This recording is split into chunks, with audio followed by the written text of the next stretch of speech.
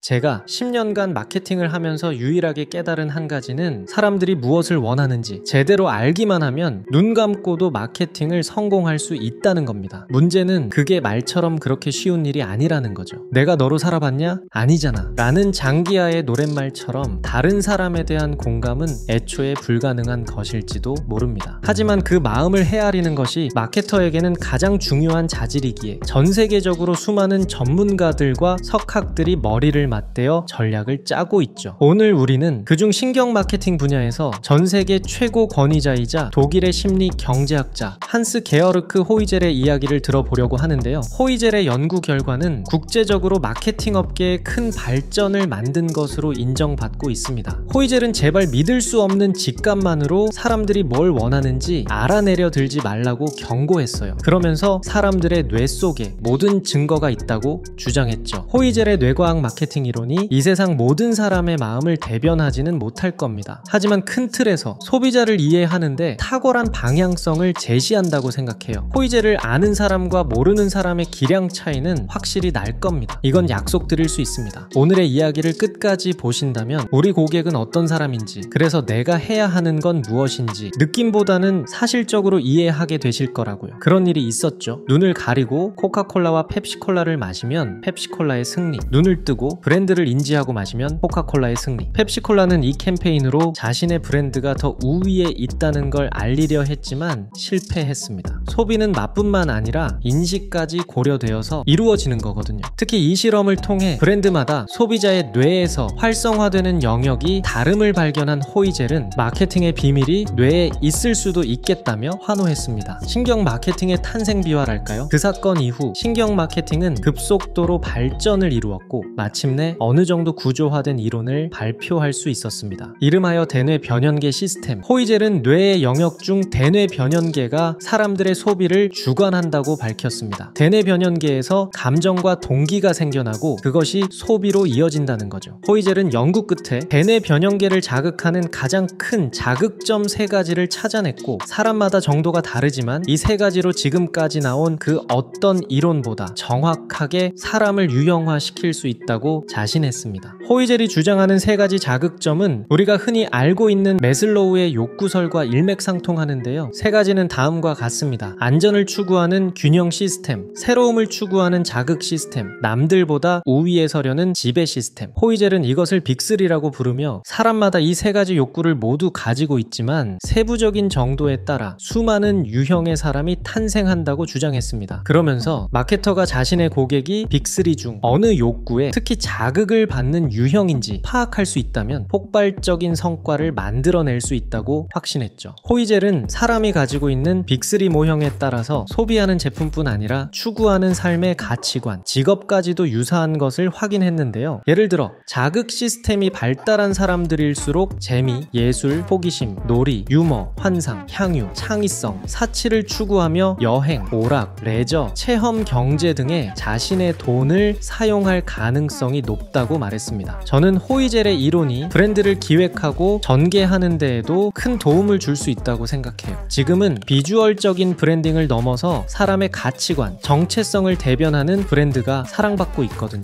호이젤의 이론을 활용하면 보다 쉽게 알맞은 메시지를 기획할 수 있습니다. 그러니까 지금과 같이 마케팅하기 어려운 시기에 활동하는 마케터에게 호이젤은 큰 힌트를 준 거죠. 물론 호이젤의 이런 과학적인 접근이 지나치게 비인간적이라는 분들도 많습니다. 논리로 설명할 수 없는 일들이 세상에 정말 많잖아요. 과학에서도 아직 모른다고 표명한 현상들이 너무나 많고 때론 과학에서 맞다고 입증한 이론들이 수십 년 후에 완전히 틀린 것으로 다시 밝혀질 때도 있고요. 그리고 세상에 얼마나 다양한 사람들이 있는데 고작 뇌 연구한 거 가지고 사람을 유형화시키려 드냐는 분들도 있을 겁니다. 그런데 저는 개인적으로 보편적 가치와 개인적 가치가 나뉠 수 있다고 생각해요. 사랑이라는 가치는 정신 이상자를 제외하고는 누구나 느끼잖아요. 이런 건 보편적 가치에 해당하겠죠. 반면에 완벽한 곡선, 직선보다는 살짝 핀트가 나간 걸 선호하는 개인적 가치도 있을 겁니다. 그런 상황에 마케팅을 연구하는 사람들이 집중할 수밖에 없는 건 보편적 가치라고 생각해요. 아무래도 자본주의 사회에서 더 많은 돈을 벌려면 지나치게 작고 개인적인 시장보다는 큰 규모의 대상에게 마케팅하는 게 더 나은 거잖아요. 그래서 저는 개인적 기업 가치 이전의 보편적 가치가 먼저라고 생각합니다. 아무리 작고 깊은 특이한 세계관으로 브랜딩을 한다고 할지라도 그들 또한 매일 자고 일어나서 화장실 가는 사람인걸요. 그렇기 때문에 이런 연구 결과가 모두에게 들어맞지 않는다는 이유로 무시하기보다는 어느 정도는 받아들여서 활용하는 방향으로 생각을 펼쳐나가는 게 더 건강한 게 아닌가 생각합니다. 여러분은 어떻게 생각하시나요? 자, 지금부터는 조금 더 자세히 살펴보겠습니다. 이 내용까지 모두 습득하신다면 직감을 넘어서 객관적으로 브랜드의 고객이 어떤 사람인지 파악할 수 있게 되실 거라고 확신합니다. 우선 호이젤이 말한 빅3를 조금 더 살펴보죠. 첫 번째 균형 시스템은 안전을 추구하는 욕구를 말합니다. 호이젤은 이 욕구가 가장 보편적이고 강력하다고 말했어요. 위험을 회피하고 목숨을 지키려는 우리의 본능이 균형 시스템에 해당합니다. 균형 시스템이 특히나 발달한 사람들은 가족, 우정, 소속감, 건강, 전통, 복종을 추구하며 보험, 병원, 내 집 마련, 안전 배달, 계약, 단체 소속, 환경보호, 동물보호 등의 소비를 한다고 하고요. 무엇보다 균형 시스템이 발달한 사람들은 특별히 눈에 띄지 않고 사람들과 적절히 잘 어울려서 살아가려고 한다고 호이젤은 주장했습니다. 두 번째는 새로움을 추구하는 자극 시스템인데요. 호이젤은 자극 시스템이 발달한 사람일수록 기분의 높낮이가 클 수 있다고 말했습니다. 자극 시스템은 특히 흥분감을 추구하는데 그저 그렇거나 적당한 기분에 만족하지 못하고 지루해하는 특징이 있죠. 자극 시스템이 발달할수록 예술, 호기심, 향유, 감성, 꿈, 사치, 개인주의, 기분 전환 등의 가치를 추구하고 여행, 전자오락, 유니크한 브랜드, 혁신 제품, 쇼핑 관광, 도박 등의 소비가 높다고 합니다. 호이젤은 자극 시스템이 발달할수록 특히나 놀이에 행복을 느낄 가능성이 높다고 말했고요. 자극 시스템 유형의 사람들에게는 도파민이 굉장히 중요한 신경 전달 물질이라면서 이들에게 지루함을 선사할수록 브랜드는 점점 하향 곡선을 그리게 될 거라고 경고했습니다. 다음 세 번째입니다. 남들보다 우위에 서려는 지배 시스템. 호이젤은 지배 시스템이 발달한 사람들은 자부심, 승리감, 우월감을 적극적으로 원한다고 말했습니다. 정상에 오르려는 사람들이죠. 지배 시스템이 발달한 사람들은 권력, 투쟁, 명예, 엘리트, 지위, 자부심, 명성, 효율성, 승리, 자유, 성과, 고집 등의 가치를 추구하고 고가의 시계나 향수, 고급 세단, 고급 와인,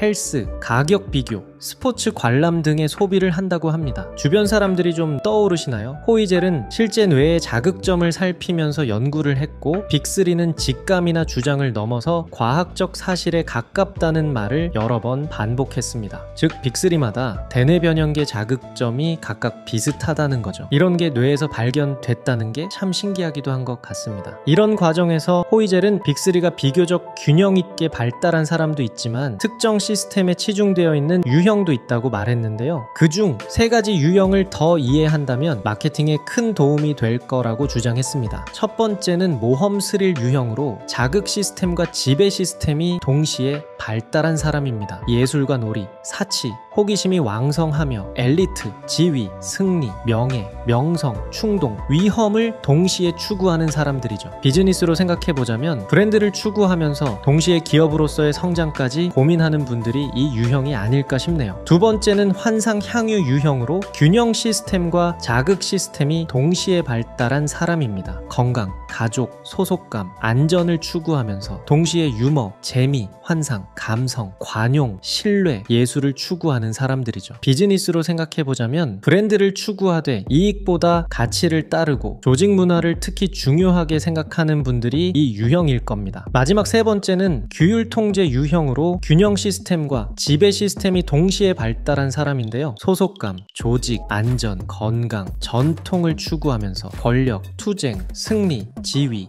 효율, 근면, 성실, 논리를 동시에 따르는 사람들입니다. 비즈니스로 생각해보자면 브랜드보다는 당장 이익을 낼 수 있는 사업체, 유통, 커머스 혹은 제조업 그리고 스타트업에 가까운 분들이 이 유형에 속할 수 있겠네요. 정리를 해보자면 각각의 시스템만 특별히 발달한 사람 그리고 빅3가 고르게 발달한 사람 두 가지 시스템만 특별히 발달한 사람들까지 총 7가지 유형이 나오는데요. 호이젤은 이에 따라 우선 자신과 자신의 브랜드가 대상으로 하는 사람들이 어떤 유형에 해당하는지 잘 잘 살펴본 다음 그들에 맞게 대뇌 변형계에 만족을 줄 수 있도록 전략을 수정하라고 조언했습니다. 막연하게 생각하는 것보다 신뢰할 수 있는 이론적 바탕이 있으니 조금 더 날카롭게 브랜드가 전개될 수 있지 않을까요? 사람이 추구하는 가치관과 소비의 비밀이 뇌에 있다. 저에게는 꽤나 흥미로운 이론이었습니다. 물론 완벽하지는 않겠지만 한번 고민해보세요. 7가지 유형의 사람들 중 나는, 그리고 우리 고객분들 중 다수는 어디에 해당할지 방향성이 아주 명확해질 겁니다. 아니면 아예 처음부터 특정 유형을 대상으로 브랜드를 기획해도 좋겠죠. 사람을 아는 것, 진짜 프로들은 여기에 투자합니다. 오늘 영상이 조금이나마 도움이 되었길 바랍니다. 저는 또 스몰 비즈니스에게 도움이 되는 영상으로 다시 찾아오겠습니다. 그럼 여기까지 이렉타르 컴퍼니의 이렉타르였습니다. 감사합니다.